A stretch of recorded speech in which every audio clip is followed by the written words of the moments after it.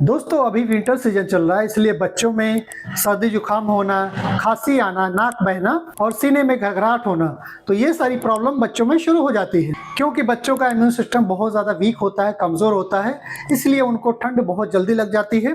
तो अगर आपके भी बच्चों में सर्दी जुकाम खांसी शुरू हो गई है या उनकी नाक बंद रहती है, नाक बहती रहती है, तो ऐसे कंडीशन में आप होम्योपैथिक मेडिसिन जरूर लें। इसके लिए हमारे पास होम्योपैथिक मेडिसिन है हीपरसल्फ 30। इसकी 2 बूंद दिन में 3 बार अपने बच्चों को दें। इससे आपके बच्चों में सर्दी जुकाम पूरी तरीके से ठीक हो जाएगा।